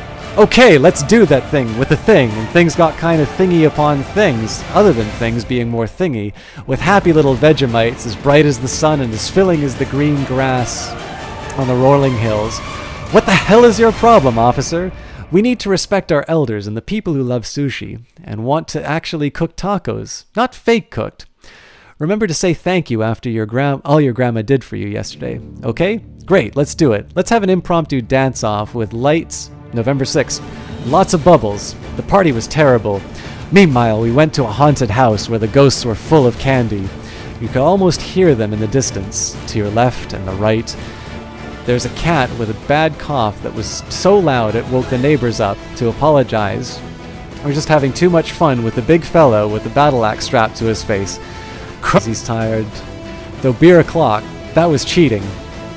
Robbie then said, "What's on my brand new shirt from Teespring that cost a lot of money?" And then you had to beat the devil to obtain the 2-inch brush for the treasure, and then buy the sweet Teespring t-shirt and get a box to skip it into Mars where they troll NASA rovers with all the panda noise boops. While they play surprise Super Uno and lose all their chicken butts to the Lord, the Moist Messiah, and get the great orange zebra to keep it in your backyard and let it die slowly. "Morning!" it screamed as the subway man took his subs in the trash in front of my face. I rode the zebra to get another tasty sub. However, the subway was closed by now, so I had no choice but to get pizza topped with yolk and cake and sliced bologna and egg. It was the biggest pizza and the grossest smell that you could ever imagine. Play Osu! Click the circles, stick to the beat, and find the mouse cause you will lose. You will lose all the songs in your folder while Osu calls your skills shit, cause who uses a mouse to open Osu? You need a magic wand to summon the panda from within your feet if you want to be a panda yourself. November 7th. You must believe as a teacher you will teach a young boy how to fly like a panda with a bamboo stick in his hand and fight the king of clean crisp Applebee's for all the delicious overpriced appetizers that they serve to the victor that can eat the morning sun. Which was hot and spicy with much Tabasco smeared on the side of my face.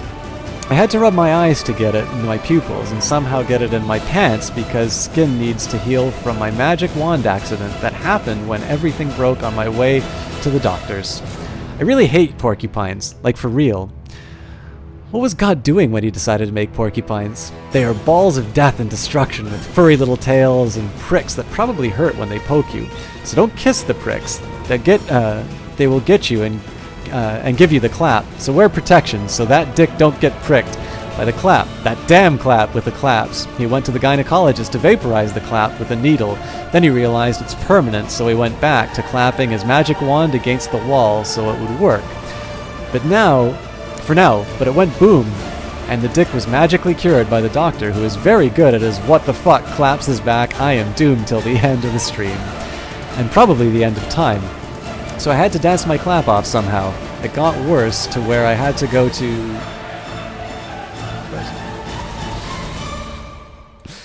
I'm noticing people are apologizing for people are apologizing for the grammar at this point. Okay, dance my clap off somehow. It got worse to where I had to go to the bathroom to brush my nasty clap thing. I can feel it crawling through my Tabasco-drenched skin. It's hard not to spell spicy but sweet at the same time. I cannot handle, November 8th, wet earmuffs. They need to be completely dry to be warm on my buttocks. For I am great and mighty only on Saturdays, because that's actually my favorite moment in the afternoon, even though some people don't like Dirty Dancing Man. How can he be pretty dirty when Grim Knights come out to play? Though they all were grounded from the paper salt shakers because they used too much chicken in the oven. On Black Friday, November 9th, we bought a ton of slashed watermelons on discount for the holidays. So to get them to the house and eat them all day every day while singing Billie Jean and doing the Thriller with my mom, which turned me into something of a regular occurrence. Later we went out for sushi and had all the sushi in the world. It was the only thing that I could eat without pooping and laughing about my poops, and how big the poops are and how loud poops can be. Simply amazing and yummy tasting dessert for any time, the super toilet days when you really have to poop, and really have, November 11th, Remembrance Day, had spicy food. I was 3 months old and needed to be heated up. But you said I'll microwave my spicy food if you let me wake you up now. So I'll play with my favorite toy of all. Time. The Incredible Hulk and some random Hot Wheels. Oh yeah? Awesome. Is it Friday? No, it is. Not today, it's Thursday. Poop is from the Wreckham. Cough! I'm sorry. It is too much for you to handle with only one hand, and it is completely covered with poop. Why do they change for bathroom breaks for November 12th? Sloppy bathroom misadventures. I need to deal with this another time because I have a Taco Bell party at the local Taco Bell with my pals, Bozo the Clown. We all played, and Jim the Tuttle sat and waited for tacos while the evil dragon planned to burn down every Taco Bell in the world, a secret weapon called fire, and to steal underwear from all the nasty little hobbitses, and to take November 13th the hot sauce for all the people to put on plants and go dancing with the old dog and the wild little cats. Then we go on our way to the cave. November 14th, in Candy Mountain with candy corn and absolute torture, circus peanuts were dancing around the campfire naked and sang silly songs and ate a super good sandwich with ice cream that tasted like beef. It was gross, yet still satisfying. It was so confusing. I'm back for more 3-word story. Let's get all and walk that super long walk on the road, like a boss. I take nothing out with compensation, so we went to go fight the big monster November 16th, only to find a big pie, golden dragon eggs that were worth more than all the gold in Sirius Clara's kingdom, so we had planned on taking it all to the Queen Clara, so she could decide what to do with it all, with all the eggs. So she ate a few with whipped cream. It was her own invention, so all her warrior Bijou Squishy could protect the queen by trying to arm the fellow warriors against the thieves who would steal eggs and sell much muff. Suddenly a wild, small, feral child licked a foot and ate clippings, November 17th, and toe jam, then caught a 4-toed walrus. Small endangered fish was a unique fish that could get along with anyone that talked to them nicely. It lived up to the challenge. It was worth the wait. However, there was something I must do to complete the mission, but first we have to build a giant wall to block out Santa Claus from hugging the little elves inappropriately. November 18th, by the way. Then we need 3 big elves armed with deadly, fat, shiny snow cones to get the reindeer for the meeting at the office. In the orifice, the stormtrooper came and ate the freshly baked cookies, November 19th, that were not made gluten-free, which gave him some stomach issues accompanied by explosive poops. There were multicolored poops that smelled like beautifully delicate flowers, so we took them to school to teach them how to read and how to sew pretty things with poop. So it was the poop that motivated the stormtrooper to sew blankets for the homeless people so they can have sweet-ass and smelly poops that smell like shit. They need to get some shampoo to shower, but they don't have the money, so they have to get it by doing certain jobs for money. Oh god, who's following for this crap? Thank you very much for the follows, guys. This is pretty much... We need to make this a monthly thing. Yeah. Sorry guys, I need to kind of catch up with chat for a little bit, so I'm going to take a break. I guess you guys aren't going to give me any mercy on this story, but let's just take a look here. The music is giving me power. Alright.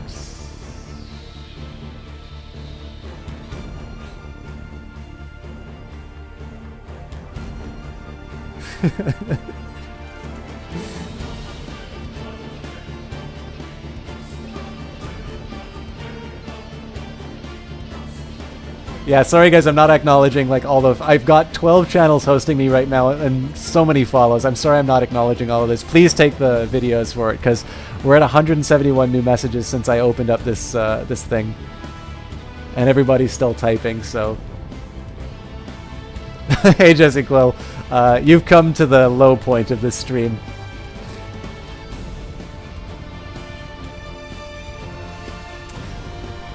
Alright folks. I have to do certain jobs for money, which were very hard to do, so they decided to make shampoo to get rid of the fleas, so they didn't do a decent job that wasn't so demanding in food-related chains that treated the food with such poor gratitude that it was almost bad as poop covered with tacos, with really messy sauce. It was by far the use of rocks in the sauce. It wasn't the best, so we ate each other out like ravenous zombies. All the foods were infected with the deadly T virus, so he went to get some organic green herbs to fix the boop mechanism of the mighty Uzaru, who turned golden after the magical words were chanted. He got sold a burnt hot dog and gave him explosive diarrhea. He was in a coma for 7 long days and came out feeling reincarnated as a kangaroo. So I'd hopped across the lands to look for expired Vegemite sandwiches to farm with Super Kami Guru to get the 7 Dragon Ball to make him wish for some time food for Twitter so I can brag about how good it looks. My friends hate me when I'm eating it all and I don't share. So they call me up and tell me to share because we're best friends forever and they'll kill hamsters if we don't. So I cooked all the food and gave it a special topping that made dogs fly and eat the dog treats, that gave them a super tummy ache, and wings the bippity-boppity boos, so gave them much time to fool around with Squeaky Chew toy that the dog loves playing with. His toys took from him because he was leaving them everywhere and trashing the house with toys. We need pants for life, and to keep the pudding fresh was still edible, but only with November 23rd that chocolate sauce. It made it taste somewhat strange and really squishy, so we took it in our house and cooked until perfect. We ate it. No, we stuffed it in our mouths and we choked, but yet we swallowed it all. We are lewd. We are dicks. We are who we are. Don't protest the size, because it's great, like Frosted Flakes, trademark. We need these color-changing spoons for the effect to impress our boss, seriously Clara, for our family breakfast. Sorry, seriously Clara just finally made me laugh by saying bippity boppity. You like hearing bippity boppity boo. For the effect to impress our boss, seriously Clara, for our family breakfast, where we hold each other's hands and sing really annoying folk songs with drinks in our hands, money in our oversized fanny packs. We bought our November 25th, the sex toys we could carry and throw at the local church for the local ministry was set up. They burned all new messages of people alive and brought the ashes for charity. So we went with sex toys, and we need other gear too to the stores, so we must go to get the foods November 26th and the gear for the party. Let's-a go! And party all went outside to chase the wild flaming turkeys that we're eating, honey. You need meat. November 27th, kill 'em all! November 28th, said the Ewok while he was in the bathroom taking a shit while touching a butt of a gaffy stick he has been fondling in his pocket. He needs a pickle in his butt for all the best things that he inserts, such as coleslaw and macaroni salad, into his pet tarantula, the king of skunk and the pet tarantula that fed on the blood of innocence. It tastes yummy. So yummy that he blew his spicy, creamy load all over the family picnic when the pastor exclaimed, "Not today, Satan! Blow your load!" Satan left in distress, knowing that he was next, the bachelorette who won victim sodomy. Then it sucked all the dicks, which then he got really sick. He thought it was AIDS, but it turned out to be space AIDS. Afterwards, he spread to all the elderly in the house. They were so infected with evil space ducks that they quacked hard and fast. So hard, man, this hurts.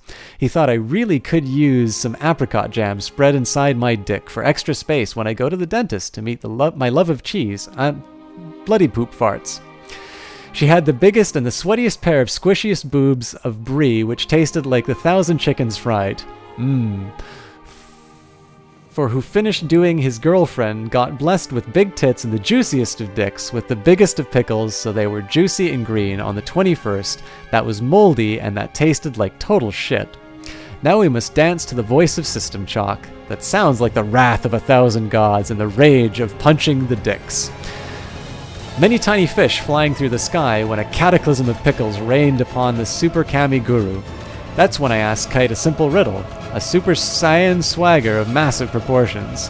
Find the dragon. Oh, I will wish for a giant pickle, so he could stick it somewhere where the sun beyond the boundaries, beyond the void, where no light shall see the Sonic the Hedgehog or Kirby, because I sleep that bad character in my left pocket, because my right is full of dicks and pickles, encased in crystals, as I dance with children to the tune of Real Love and Peanut Butter. Because peanut butter sounds great when it's mixed with rabbits and rubbed sardines, especially when you rub it in all the sweet tangerine unicorn farts. Wait a minute. There we go. Which didn't make a good appetizer for the horde of zomzoms and mutant squirrels when all of the running dicks ran into the world, where System Chalk didn't read the story, and he didn't know how to be sexy like the writers in Seinfeld and the raging Jewish hamster who ate bacon on Sundays because he was Jewish, whatever that means. But what it didn't know was that the pepper was actually salt, and little dicks and big butts with grilled cheese and tomato and lettuce and stinky French cheese stacked on top. I made love. Oh, I lost sound. Made loves to some pancakes smothered in loads of sweaty, meaty arms with many pickled dicks, and we're at the end of the story. This is your fault, chat. That's when story's done. Nope, not reading anymore. You have to wait till next month.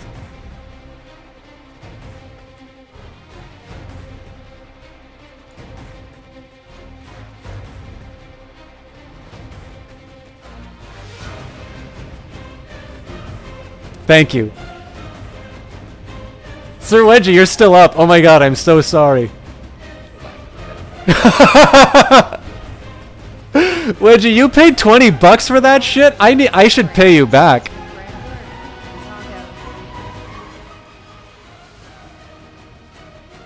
Let me just bask in this music.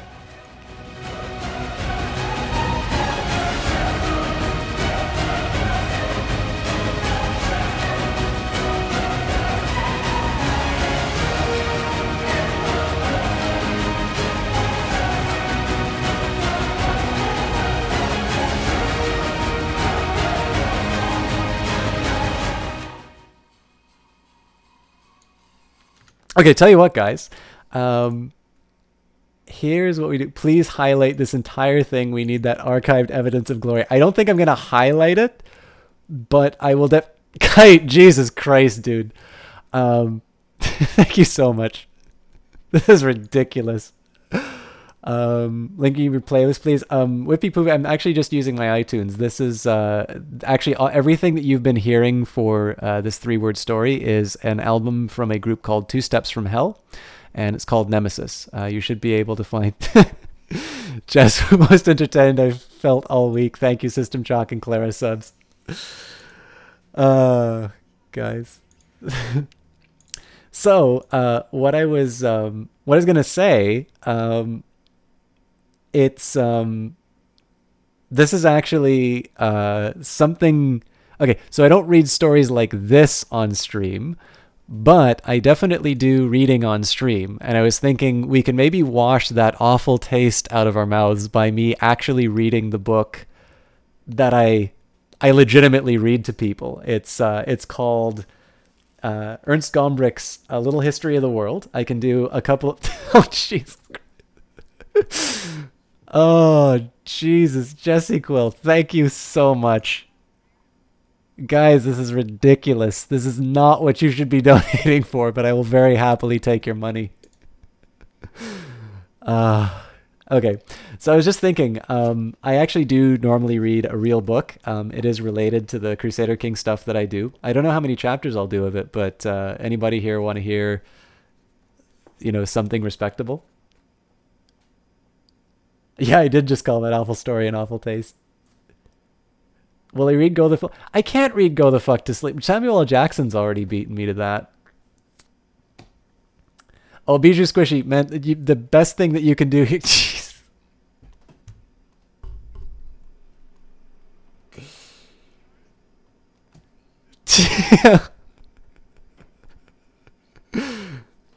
Yeah, seriously, Claire, I'll...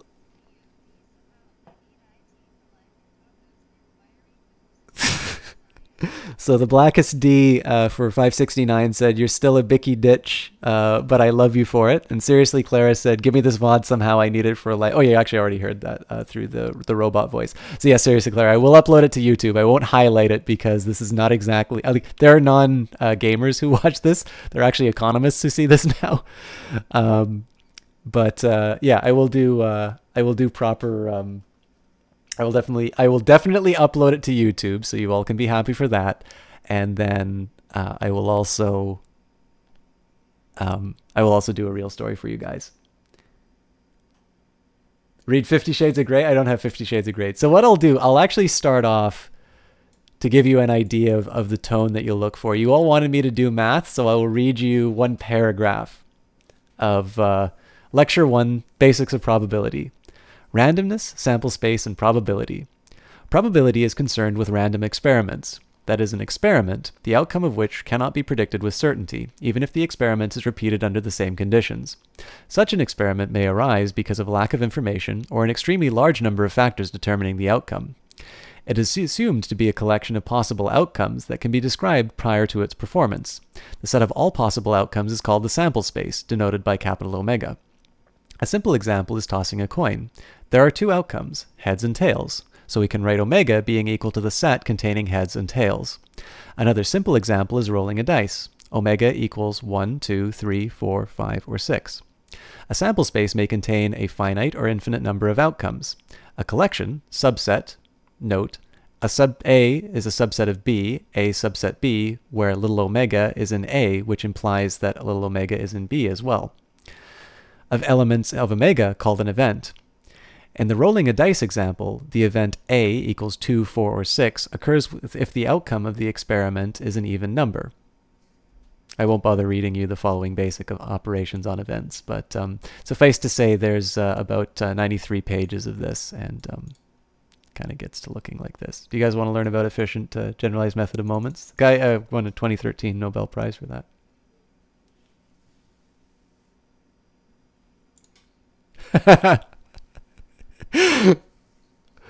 Oh God. By the way, guys, that's the best reading. I was gonna say I think we should get the robot to do the proper reading. So I'm gonna take you off my desktop, which is boring and full of econ. I should also mention that Yip actually donated Soma to the stream, which I will be playing at soon. You guys want to hear the basic operate? Fine. Union. A union B is equal to little omega in omega, where little omega is in A or little omega is in B. Intersection. A intersect B, which is equal to little omega being in capital omega, little omega in omega, little omega in A, and little omega in B. Whippy poopy eck, thank you very much for following. And a complement is when little omega is in omega, but little omega is not in A. All right. So what we're going to do now is we're going to do Ernst Gombrich's A Little History of the World. So normally I keep Vengeful Spirit up here. I guess it's not really story only tonight. But for this one, I try to be a little bit more formal. So I will put some music on for you guys. This is going to be the soundtrack to Civilization Beyond Earth. And I noticed that I actually don't get the levels correct for this one. So if you guys could just give me a little bit of an indication in terms of how the levels are for you, it'll make the reading a little bit better. And we have finished the Renaissance, and we're just on the verge of the Enlightenment in this story. So we're actually fairly far into the book. The book ends around the end of the Cold War. But before anything, I do need to find Civilization Beyond Earth.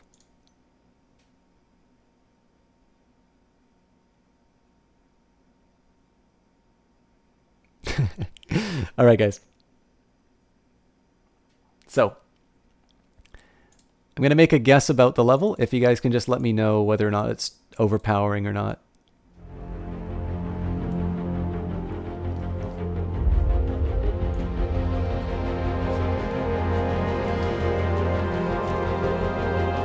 Chapter 32. Meanwhile, looking eastwards. While Louis XIV was holding court in Paris and Versailles, Germany suffered a new misfortune, the Turks. As you know, more than 200 years earlier, in 1453, they had conquered Constantinople and established a great Muslim empire known as the Ottoman Empire, incorporating Egypt, Palestine, Mesopotamia, Asia Minor, and Greece. In other words, the whole of the ancient Roman Empire of the East, of whose magnificence and splendor, it must be said, not much remained. Music is kind of loud. Thank you very much, guys.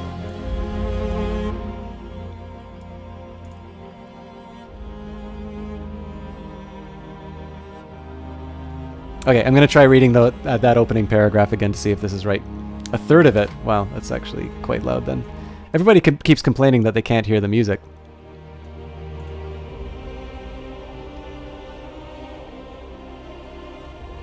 All right. How is this for the... Oh, actually, rather than reading, I'll just get an opinion. How is the music to voice ratio now, guys? Still a little too overpowering?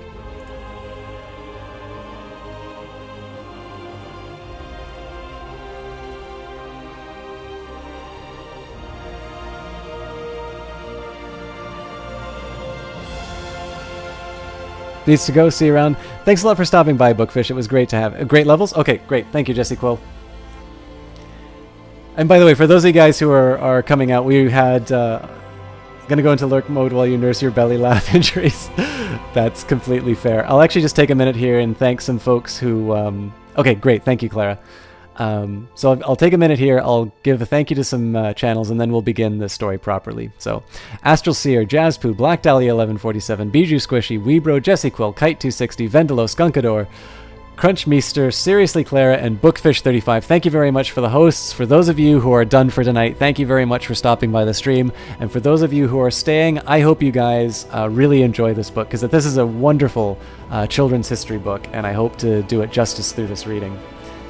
Chapter 32. Meanwhile, looking eastwards. While Louis XIV was holding court in Paris and Versailles, Germany suffered a new misfortune, the Turks. As you know, more than 200 years earlier, in 1453, they had conquered Constantinople and established a great Muslim empire known as the Ottoman Empire, incorporating Egypt, Palestine, Mesopotamia, Asia Minor, and Greece. In other words, the whole of the ancient Roman Empire of the East, of whose magnificence and splendor, it must be said, not much remained. Under their great leader, Suleiman the Magnificent, they had pushed onwards beyond the Danube and defeated the Hungarian army in 1526. Almost every Hungarian nobleman, including the king, had been killed. Having conquered the better part of Hungary, and the Turks tried to take Vienna, but they soon turned back. As you remember, their fleet had been destroyed in 1571 by King Philip II of Spain and his Venetian allies. But they were still a powerful state, and a Turkish pasha, or governor, was ruling Budapest. Now many Hungarians were Protestants, and when their king had been killed, they'd become unwilling subjects of a Catholic emperor, and had fought against him during the religious wars. After the 30 Years' War, these uprisings continued until one day the Hungarian nobility asked their Turkish neighbors for help. The Sultan, as the Turkish ruler was called, was only too happy to respond to this request. For a long while he had been wanting a war because his soldiers and warriors had become too powerful at home. He was afraid that he would lose control of them, and he was delighted to be able to send them off to fight. If they won, so much the better, and if they lost, he would be rid of them. You can see what sort of person he was. So in 1683, he mobilized a huge army from all four corners of his empires. The Pashas of Mesopotamia and Egypt brought their soldiers, and Tartars, Arabs, Greeks, Hungarians, and Romanians all assembled in Constantinople under the leadership of the Grand Vizier, or Prime Minister, Kara Mustafa, and prepared his march on Austria. There were more than 200,000 of them, armed to the teeth and dressed in exotic and colorful costumes and turbans with banners bearing their sign, the crescent moon. The emperor's armies stationed in Hungary were in no position to withstand such an assault. They retreated and left the way for the Vienna open to the Turks. Like all towns at the time, Vienna had fortifications at the ready. These were now hastily put in place, and the cannon and supplies brought in. 20,000 soldiers were to hold the city until the emperor and his allies came to their aid, but the emperor and his court fled, first to Linz and then to Passau. And when the Viennese saw smoke rising from distant villages and suburbs set on fire by the Turks, some 60,000 people abandoned the city in an unending stream of carts and carriages. Now the Turkish cavalry arrived. Their gigantic army ringed Vienna and began firing cannonballs at the walls and undermining them with explosive. The Viennese fought back with all their might. A month went by, and with each day the danger increased as more and more breaches appeared in the walls, and still no help came. Terrible outbreaks of disease began to sweep through the town, far more deadly than the Turkish bullets. Supplies of food were running low, despite sorties of soldiers who sometimes returned with an ox or two. As time went on, people found themselves paying 20 or 30 crowns for a cat, no small sum in those days for such an unappetizing fare. The walls were on the verge of collapse when imperial troops finally reached Vienna. The Viennese could breathe at last. However, the imperial troops from Austria and Germany hadn't come on their own. The Polish king, Jan Sobieski, who had previously signed an alliance with the emperor against the Turks, had declared himself willing to help in return for significant concessions. These included the honor of supreme command, which the emperor wanted himself, so precious time was lost in the negotiation. In the end, Sobieski's army took position in the heights above Vienna, and they charged down upon the Turks. After fierce fighting, the Turks fled without even taking time to decamp, leaving rich pickings for their imperial soldiers. The camp, consisting of 40,000 tents, set out in neat straight lines, separated by narrow lanes, was just like a small town, and a truly magnificent sight. The Turks continued to retreat. They had succeeded in taking Vienna. Had they succeeded in taking Vienna, the situation would have almost been as bad as if the Muslim Arabs had defeated Charles Martel at Tours and Poitiers 1,000 years earlier. However, the imperial troops pushed them further and further back, while Sobieski's men went home. A distinguished French general was to lead the Austrian army in this triumphant pursuit. This was Prince Eugene of Savoy, a man Louis XIV wouldn't have in his army on account of his plain appearance. In the years that followed, he took country after country from the Turks. The Sultan was forced to give up all of Hungary, which then became part of Austria. These victories brought much wealth and power to the imperial court at Vienna, and now Austria too began to build magnificent castles with many fine monasteries in sparkling new style which they called Baroque. Meanwhile, Turkish power continued to decline, not least because a new and mighty enemy had appeared behind them. This was Russia. Until now, we've heard nothing about Russia. It was a vast wilderness of forests with great steeps in the north. The landowners ruled the poor peasants with terrible cruelty, and sovereigns ruled landowners with, if anything, greater cruelty. One of Russia's czars, around 1580, was known as Ivan the Terrible, and rightly so. Beside him, Nero was mild. In those days, Russia took little notice of Europe and what went on there. They were too busy fighting amongst themselves and killing each other. Although they were Christians, they didn't come under the Pope's authority.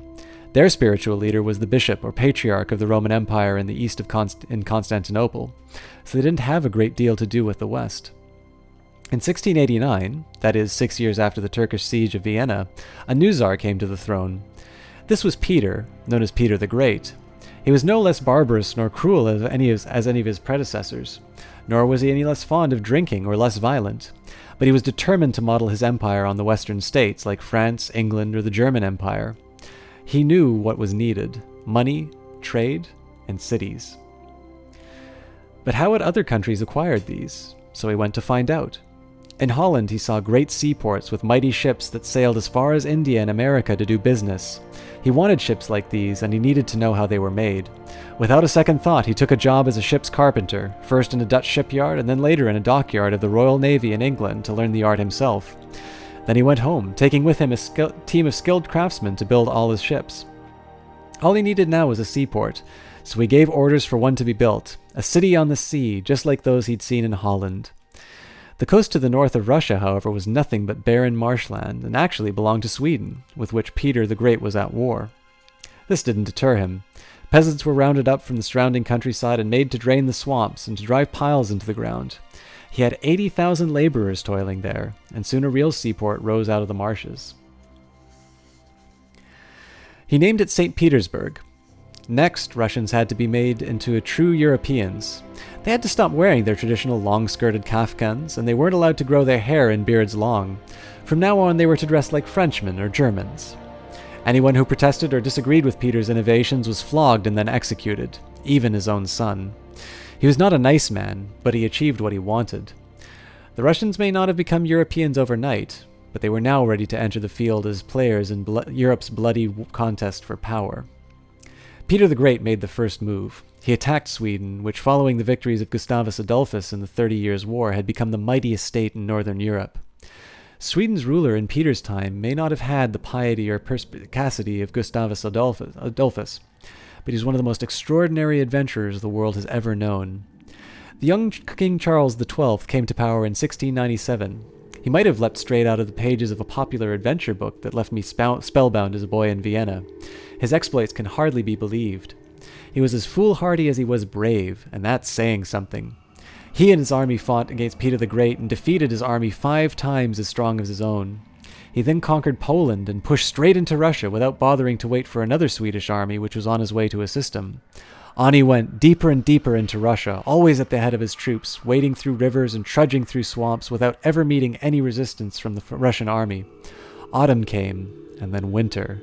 The bitter, biting cold Russian winter, and still Charles XII had no chance to prove his courage against the enemy.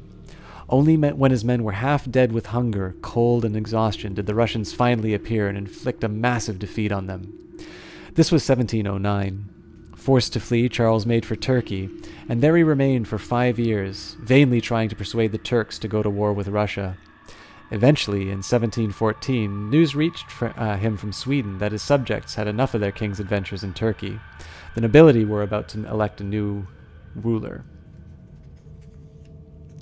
Disguised as a German officer and with only one attendant, Charles crossed the Turkish frontier without delay, and riding as fast as he could by day and sleeping in mail coaches by night, raced back to Straussland in North Germany, in those days part of Sweden.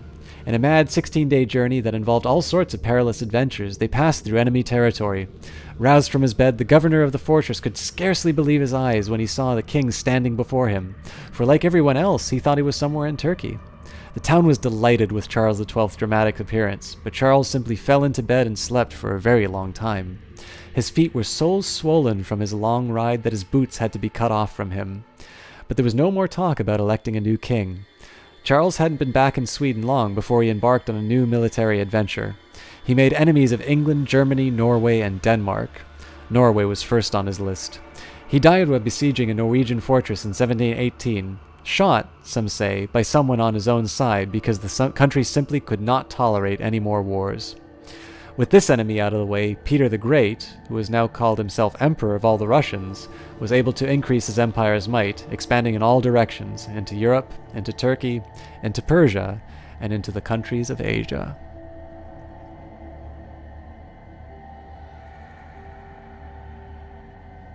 And no problem, Sir Wedgie. So Sir Wedgie, you're still here. Not a problem at all to read the story. As I mentioned, I won't be commenting on chat until I'm between chapters, but I definitely appreciate it. It's still 26 of you guys hanging around, so hope you guys enjoy this book. And yeah, I don't know if I read the later parts as well as I read the first part, but if anything, will be done soon. There's only about 70 pages left in this book. Chapter 33, A Truly New Age. If you could talk to a gentleman from the time of the Turkish siege, there would be many things about him that would surprise you. The way he spoke and the many Latin and French words he used, his elaborate and convoluted turns of phrase and habit of slipping in Latin quotations that neither you or I could place, and his grand and solemn bows. You would, I think, suspect that beneath that venerable wig was someone with a large appetite for good food and fine wines. And, if you forgive me for mentioning it, you could hardly fail to notice that beneath the fancy lace and embroidery and the silk, this pinked, perfumed, and powdered gentleman stank because he hardly ever washed. But nothing could prepare you for the shock that you would have if he were to begin to air his views. All children should be thrashed. Young girls, no more than children, should be married, and to men they barely know.